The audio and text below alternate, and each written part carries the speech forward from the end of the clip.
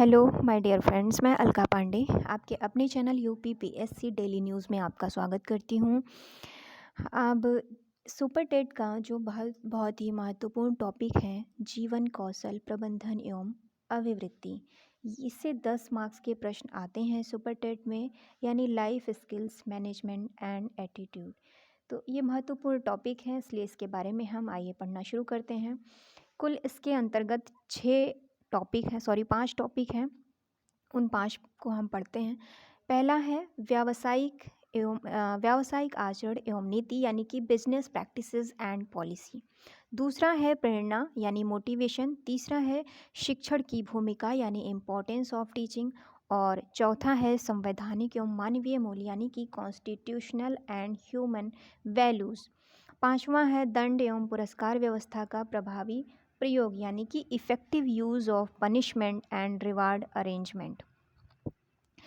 उसके बाद इतना जब हम पढ़ लेंगे, उसके बाद हम देखेंगे प्रश्नों को। तो आइए पहले शुरू करते हैं। ये जान लेते हैं कि जो हमारा ये जो टॉपिक है जीवन कौशल, उसके बारे में जान लेते हैं कि जीवन कौशल क्या होता है, क्या है। तो जीवन को सरल एवं सहज बनाना ही जीवन कौशल है।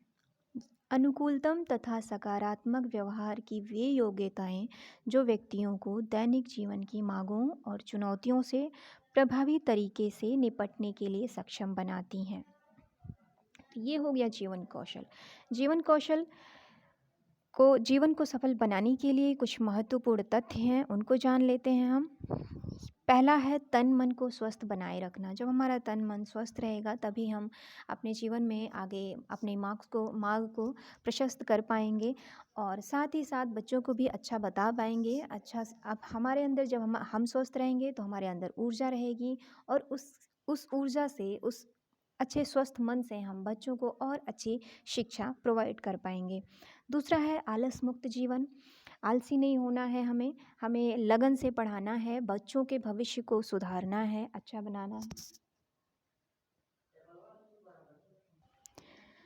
अच्छी अच्छी बातें सीखना, स्वकर्तव्य पालन करना, नित्य नूतन ज्ञान एवं मनोभाव से कार्य करना। नित्य नूतन का मतलब कि हमें जैसे कि रोज़ाना अच्छे अच्छे ज्ञान को लाना चाहिए, नया नया ज्ञान लाना चाहिए, और हमारे अंदर लगन होनी चाहिए, मन होना चाहिए शिक्षा को देने के लिए, क्योंकि जितनी भी सेवाएं हैं सभी में सर्वोपरि सेवा शिक्षा ही है। तो अच्छा होगा कि हम बच्चों के भविष्य के लिए अच्छा करें, उन्हें अच्छे से पढ़ाएं, अच्छी चीज़ें बताएं, उनकी अच्छी अच्छी रचनात्मक सोच उनके अंदर हम डेवलप करें। इसीलिए ये जो जीवन कौशल है, इसलिए इस चैप्टर का होना बहुत ही ज़रूरी है, और इसीलिए इसे सिलेबस में रखा भी गया है ताकि हम अच्छा सीखें और अच्छा सिखाएं। कि आगे बढ़ते हैं, देखते हैं फिर परिभाषा है जो जीवन कौशल की प्रोफेसर एस.के. दुबे ने दी है।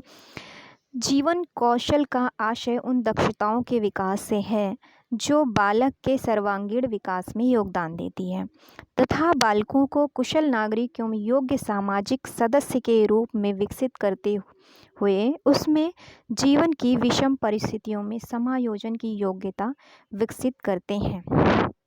ये अकॉर्डिंग टू प्रोफेसर एस.के. दुबे था। और दूसरी परिभाषा दी है श्रीमती आर.के. शर्मा जी ने।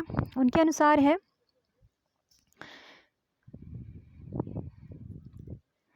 जीवन कौशलों का संबंध पूर्ण कुशलताओं के विकास से है जो कि छात्रों को सामाजिक, आर्थिक, राजनीतिक एवं व्यावहारिक क्षेत्र में सफल बनाती है और उन्हें सर्वांगीण विकास की ओर अग्रसर करती है, जिससे कि बालक का विकास पूर्ण मानव के रूप में हो। ये परिभाषा थी आर.के. शर्मा जी की। आइए आगे बढ़ते हैं। जीवन कौशल के लिए जो हमारे अंदर गुण होना चाहिए, उनमें से बहुत ही महत्वपूर्ण गुण है जो है आग्रहिता, यानी कि असर्टिवनेस।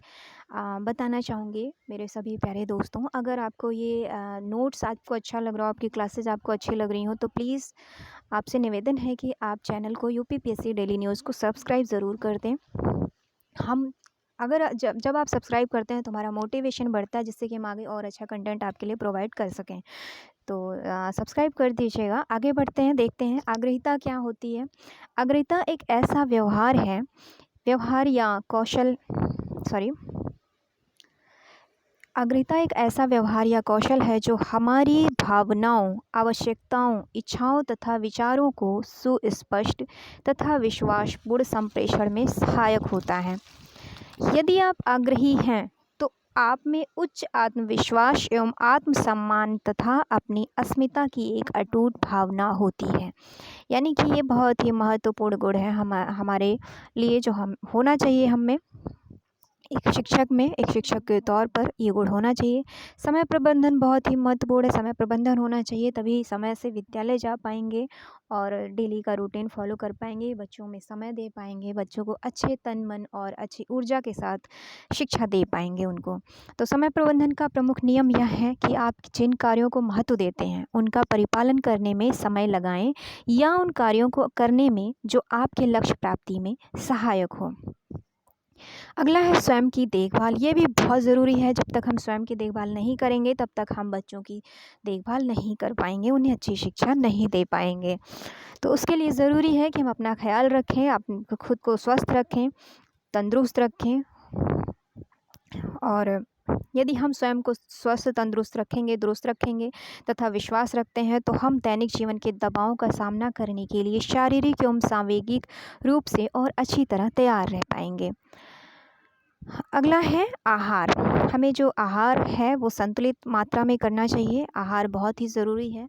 ऐसा नहीं कि हम पता लग रहा है कि ढेर सारा खा कर के स्कूल में जाकर बैठ रहे हैं, उसके बाद हमारा सोने का मन कर रहा है तो हम फिर बच्चों को आलस के कारण पढ़ा नहीं पा रहे हैं। तो ये अच्छा गुण नहीं है एक शिक्षक के लिए।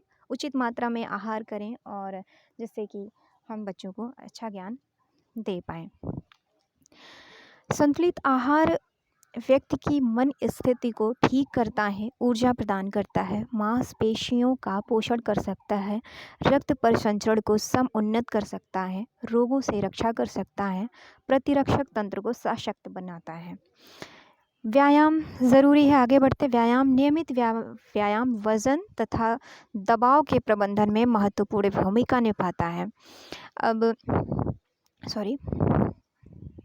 जीवन कौशल वो सकारात्मक योग्यता है जो व्यक्ति को रोज़मर्रा की ज़रूरतों तथा कठिनाइयों से उलझने में समर्थ बनाती है।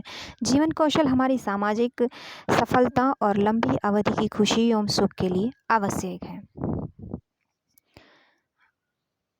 उसके बाद है कुछ ज़रूरी जीवन कौशल जो हैं: स्वावलंबन, समस्या समाधान, ज्ञानार्जन की प्रवृत्ति, कुशाग्रता, चातुर्यता, मधुर भाषीपन। जो भाषा होनी चाहिए वो बहुत ही मधुर होनी चाहिए ताकि बच्चों को डरावनी ना लगे, बच्चे इस क्लासेस छोड़कर भागना ना पसंद करें। जब आप पढ़ा रहे हो तो उनमें इच्छा हो, उनमें खुद की इच्छा हो कि हाँ, जो बताया जा रहा है उसे हम ध्यान से समझें, सोचें और अच्छा करें। सहयोगपूर्ण भावना होनी चाहिए। जैसे कि कहीं भी कोई जा रहा है, देख रहे हैं कि रास्ते में पड़ा हुआ है कंकड़, रास्ते में कील पड़ी हुई है, तो अब वहाँ से आप हो गुज़र तो जा रहे हैं, अगला व्यक्ति आ रहा है उसको वो कील लग जा रही है, तो अगर आपके पास समय है तो आप उसे किनारे करें ताकि दूसरों की मदद हो सके। ऐसा नहीं है किसी चीज़ को दरकिनार करके आगे बढ़ जाना अच्छी बात नहीं होती है। सदैव कभी भी जीवन को अपने लिए जीना नहीं होता है। जब तक आप दूसरों के लिए नहीं जिएंगे, दूसरों की मदद नहीं करेंगे, तब तक आपका जीवन व्यर्थ है, उसका कोई मतलब नहीं होता है। और उसके बाद है अन्वेषणात्मक दृष्टिकोण, स्वस्थ दिनचर्या, रचनात्मक सोच, प्रभावशाली बोलचाल। जो आप बोलते हैं वो उसमें प्रभाव हो, वो लोगों पर छाप छोड़ जाए, आपकी बातों को लोग ध्यान से सुने, समझें और उस पर अमल करें, उसे करने में विश्वास करें, उनको ऐसा लगे कि आप जो कह रहे हैं वो सही कह रहे हैं। मार्ग उनका बच्चों का प्रशस्त करें। अंतर व्यक्तिगत संबंध है संतुलन, संवेदना, आत्मबोध, संवेग, संयोजन, न्यायिक पारदर्शिता। तो ये तो थी जीवन कौशल के बारे में इंट्रोडक्शन था। और उसके बाद हमारा पहला जो टॉपिक था व्यावसायिक आचरण एवं नीति, उसके बारे में हम शुरू करते हैं। Business practices and policy. आइए जान लेते हैं। जीवन यापन के लिए किया गया कार्य व्यवसाय कहलाता है। जीवन यापन कह लीजिए, जीविकोपार्जन कह लीजिए, जो भी, जैसे कि हमारी जो ज़रूरतें हैं उसे पूरा करने के लिए हम व्यवसाय करते हैं, तो इसलिए जीवन यापन के लिए किया गया जो भी कार्य है वो व्यवसाय कहलाता है। और जीवन यापन के लिए जो विभिन्न क्षेत्र हैं वो हैं शिक्षा, कानून, कृषि, चिकित्सा, तकनीकी, डिफेंस आदि ये हैं जिसमें कि शिक्षा सुपीरियर एक सर्विस है। व्यावसायिक क्षेत्र में भी नैतिक मूल्यों की अच्छे आचरण की आवश्यकता होती है, जैसे शैक्षिक नैतिकता, कृषि नैतिकता, चिकित्सकीय नैतिकता।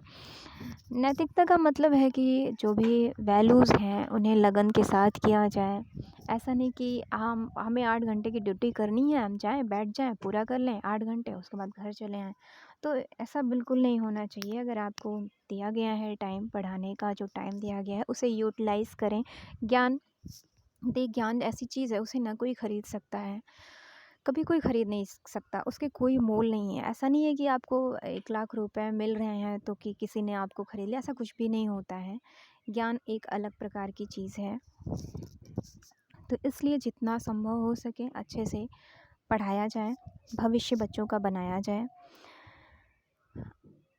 उसके बाद है व्यावसायिक आचरण एवं नीति के प्रकार। व्यक्तिगत जिम्मेदारी है, प्रत्येक व्यक्ति को या शिक्षक को अपने शिक्षक के रूप में ज़िम्मेदार होना चाहिए।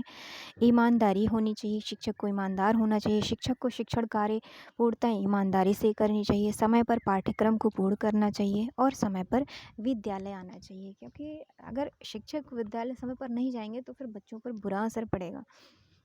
फिर बच्चों से हम अपेक्षा नहीं कर सकते कि वो समय पर आएँ, और अगर हम शुरुआत में उन पर ध्यान नहीं देंगे तो बड़े होकर के भी कोई गारंटी नहीं है कि वो कभी सही हो पाएंगे। तो इसलिए एक जो नींव होती है वो नींव आपसे शुरू होती है, तो उसे आप बेहतर बनाएं। आगे चलते हैं। महात्मा गांधी ने कहा, एक लाइन कही थी जो शिक्षा के क्षेत्र में कही थी उन्होंने, शिक्षक की कथनी और करनी में अंतर नहीं होना चाहिए। ये बहुत ही महत्वपूर्ण लाइन थी, तो इसलिए मैंने यहाँ लिखा है।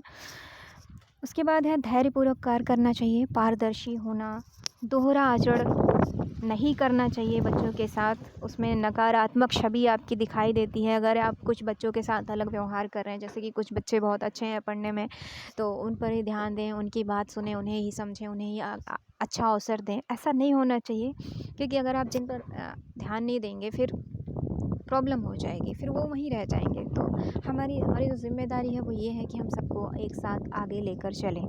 तो इसलिए दोहरा आचरण नहीं होना चाहिए, पारदर्शिता होनी चाहिए, दयालु प्रकृति का होना ज़रूरी है। शिक्षक विश्वसनीय होना ज़रूरी है, यानी जो आप पढ़ा रहे हैं उस पर बच्चे विश्वास कर सकें कि ये जो हमें बता रहे हैं सर ये बिल्कुल सही बात है। अनुशासन होना ज़रूरी है, उद्योग जगत की सामाजिक जिम्मेदारी होनी चाहिए। शिक्षक को विनम्र स्वभाव का होना ज़रूरी है, सत्यनिष्ठ होना ज़रूरी है, भावात्मक यानी इमोशनल पक्ष मजबूत होना चाहिए, साफ सुथरे चरित्र का होना चाहिए, परोपकारी हो, मानवता हो, गोपनीयता, सहानुभूति, समानुभूति। समानुभूति का मतलब होता है कि जैसे अगर कोई व्यक्ति बहुत है, मतलब फटा वैसे कपड़े पहन करके कहीं जा रहा है, आप उस पर हंस रहे हैं, या शरीर कहीं बेढंग का कुछ अगर गलत बन गया है तो आप उस पर हंस रहे हैं, तो ये गलत है। आपको वहाँ खुद अपनी जगह पर अगर आप खुद रख कर देख रहे हैं कि अगर मैं इसकी जगह होता तो मैं कैसा फ़ील करता, तो किसी और की जगह पर खुद को रखना ही समानुभूति होता है।